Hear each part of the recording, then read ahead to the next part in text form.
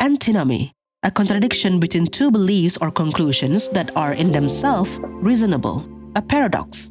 Waltz, a dance in triple time performed by a couple who, as a pair, tune rhythmically around and around as they progress around the dance floor.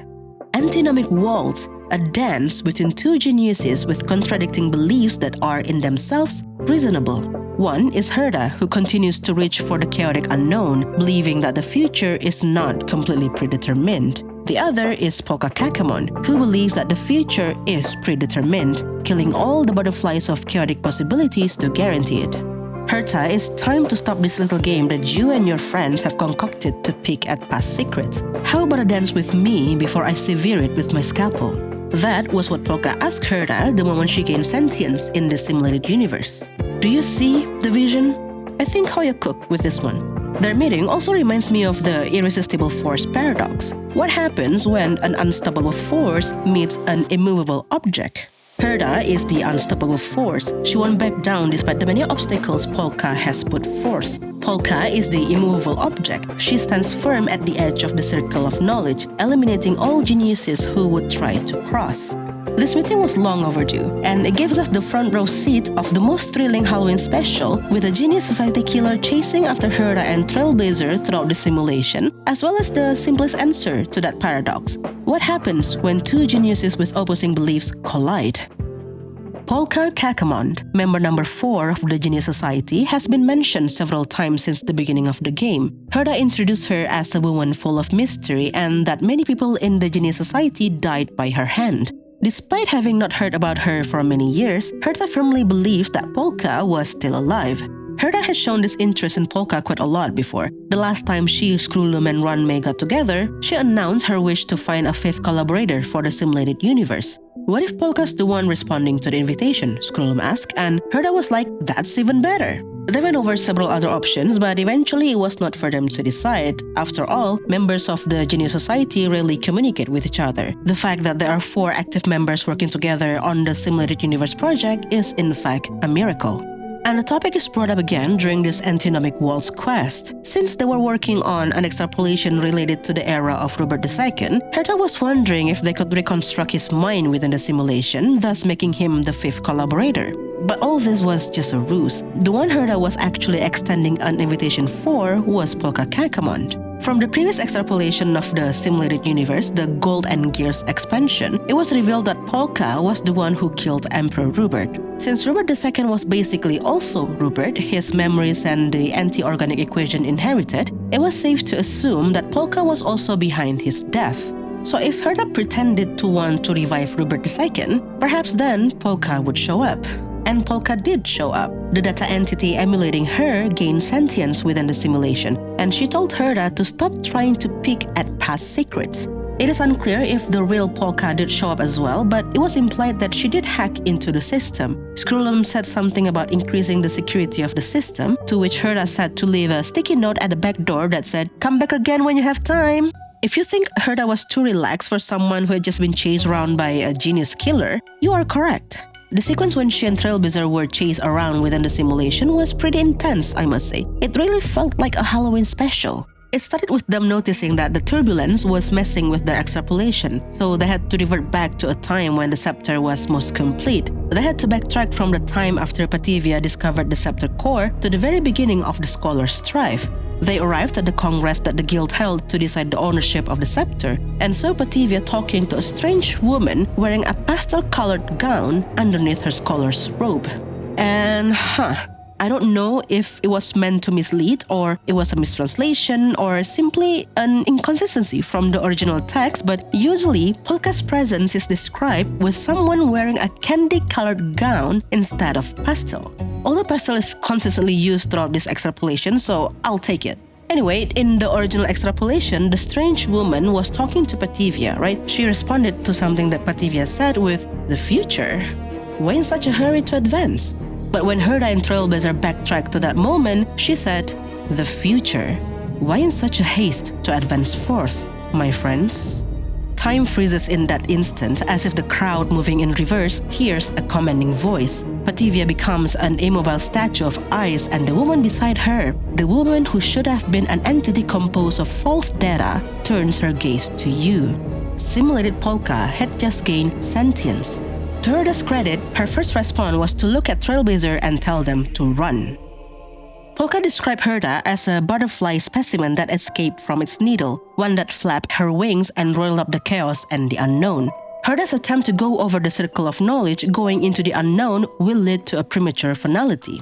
Which is interesting. Basically, what Polka is doing is cutting off branches of possibilities of the future. Similar to what Elio is doing with the whole choosing the best route for the universe agenda, except Elio chooses the path based on his knowledge of the end of the universe. He knows all the different scenarios of how the universe will end, and most of them are implied to be very grim. And then he chooses one very particular path that hopefully, if followed faithfully by everyone involved, will lead them to one of the least depressing endings. On the other hand, Polka does not know about all those different endings. I think she doesn't.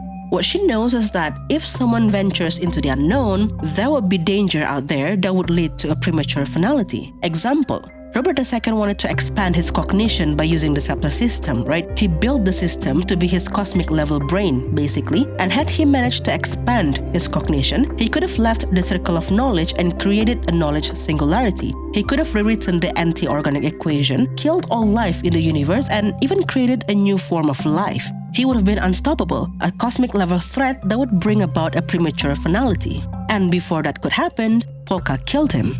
Crossing into the unknown, steering chaos, and bringing back calamity is a similar concept to the forbidden knowledge in Genshin Impact. This knowledge originates from the Abyss, and it was first introduced to the world, to Teyvat, by a dragon king who had hoped he would help him fight against the ruler of the heaven. Except this knowledge turned out to be destructive towards the world and the inhabitants. And now from the latest Archon quest, there is proof that Teyvat's sky is fake.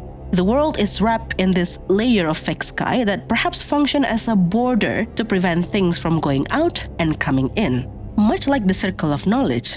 Of course, I'm not saying that Teyvat's fake sky and the Circle of Knowledge border are the same things. I'm just saying that the concept is similar.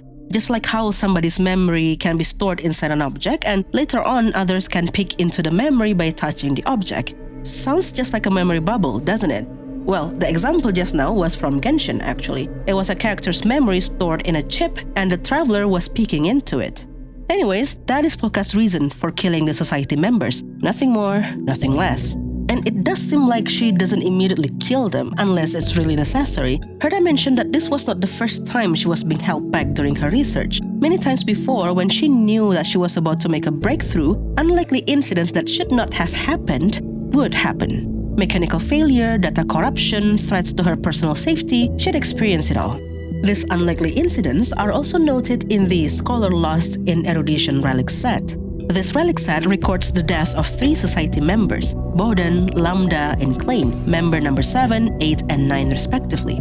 Bohdan was murdered by Polka after he reproved the existence of phlogiston. The scholars working at the lab said that there was no way he would have made such a simple mistake that led to his death. Lambda died from an explosion that was seen to be incredibly coincidental to happen. Klein died in his house that was located in a remote area with no visitors coming around the time of death. Bohdan, Lambda, and Klein shared a unique relationship, and the series of coincidences they experienced border on supernatural phenomena. But they were not coincidental. They were Polka's doing. As Polka declared to Herda, nothing is unpredictable within the circle of knowledge. Even chaos moves according to her instructions. Polka is proficient in manipulating probability. All the unlikely incidents that ended up killing the 3 society members, they were not unlikely at all. Neither were the unlikely incidents that held Herda back in her research. But that's the thing with Herda. So far, she had only been held back from the shadows by Polka. Without her knowing, during all of the time she had been expressing her desire to meet Polka, the Lord of Silent had in fact been watching her. So, what happens when an unstoppable force meets an immovable object? Well, nothing, actually. They simply pass through each other. When I read up on this topic, there was one video that I think did a good job explaining it in layman's terms, which boils down to these 2 points. An immovable object has to have a mass so massive that no amount of force can displace it. meaning its acceleration is zero. Meanwhile, an unstoppable force is something that we cannot stop from moving, which means the velocity remains constant and that it cannot be accelerated. Its acceleration is also zero. In other words, they are the same thing. Then, if you think about it, depending where we are in relation to those objects, we will perceive their movement or stationary state differently. A house is immovable, right? Well, it depends. If we're observing it sitting down on a bench at the park, for example, then yes, it is immovable. But if we're inside a moving car, for example, the house will move towards us as the car approaches it and then away from us as the car passes it. Then, if there's another car speeding up next to our car and passing us, moving at a constant speed, then that car is unstoppable. But if we speed up and match the other car's speed, driving next to it, we would perceive the car as stationary, immovable. So why am I even telling you all this? Well, it is to say that Polka Kakamont and Herta are two same people. Their opinions about the future are both correct in their own ways, depending from where you're perceiving it.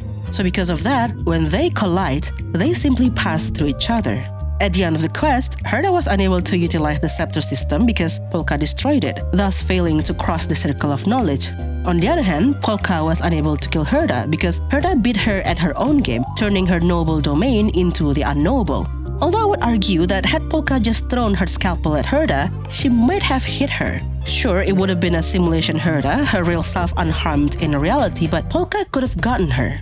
There was a moment there where she could have ended Herta in the simulation, but she chose not to. Instead, she said Herta had given her a spectacular performance, and for that, she would give the rest of Herta's life as a tip.